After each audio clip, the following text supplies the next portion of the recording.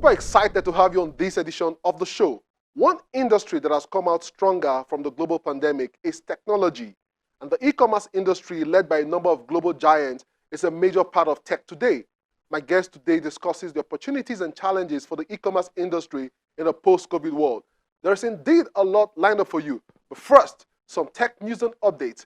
This is Tech Trends, and I'm Chukwemeka Agbata.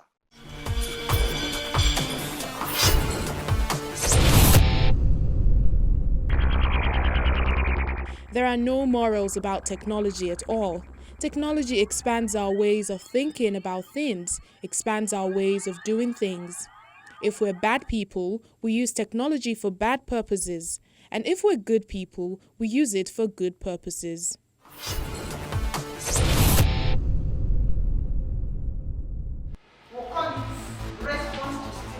The COVID-19 pandemic saw a rise in the demand of the services of edtech startups. With schools shut, most learning institutions transitioned online to adapt to the new reality. Many edtech startups saw this as an opportunity and leveraged the situation to their benefit. Naija Kids, an educational platform that helps children fall in love with learning using games, is one of such startups that's thriving regardless of the pandemic.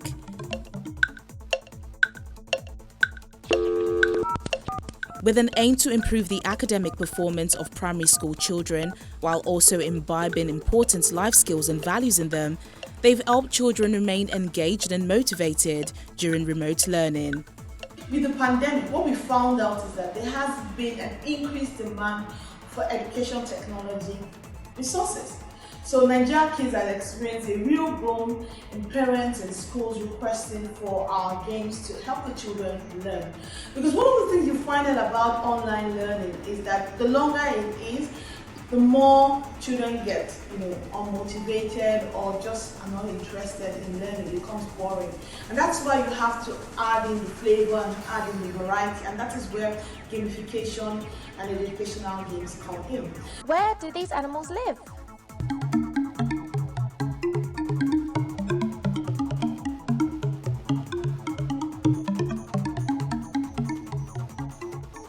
Even though Naija Kids uses game as an alternative to the traditional learning, the mobile application is built around the Nigerian school curriculum, going further to prove that games can serve as an educational tool.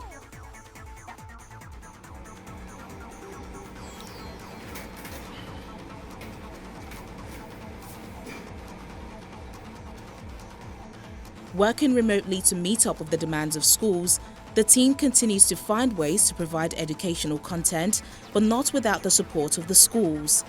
So with school closure, a lot of schools have had to leverage on technology. So from as simple as WhatsApp group, pushing learning content, videos, presentations through WhatsApp group, all the way to things like Google Classrooms, Seesaw, Edmodo. There's so many edtech platforms that are learning management systems that various schools are using. But beyond that, they also have to create content. So a lot of teachers have had to learn how to use Zoom to be able to create live classes. They also have to learn how to also create lovely presentations and PowerPoint presentations to send to the children. It's been a blend. They've had to, learn how to use various other technology like Screencastify to combine the video and the PowerPoint presentation. So it's been a trying time for schools because they really had to fast track the use of technology.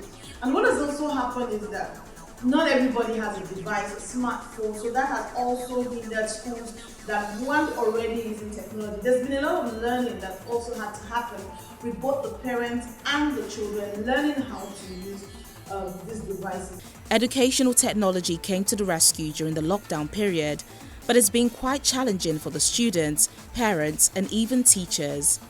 How have the kids been faring during virtual online classes? It has been tough.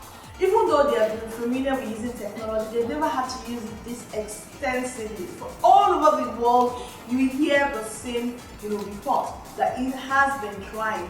Data has also been, and connectivity has also been one of the challenges. Sometimes they spend some of the time just waiting for the teacher to log back in because the teacher was logged off with the data issue. So it has been trying. It's also very distracting for them to listen at home when they have a device in front of them and not move to YouTube while the teacher is in class. I've heard all sorts of stories of what children have been on to. So it's been a trying period. As much learning hasn't taken place as it is, because we've been trying for both the teachers who are also trying to familiarize themselves with this technology, as well as the students who have never really used it extensively. Educational technology might have been seen as a short-term solution to bridge the education gap during the period of lockdown, but with the pandemic gradually phasing out in some countries, and with the ever-increasing technology disruption in the world today, EdTech could be an opportunity to ensure the continuity of learning processes through remote learning services.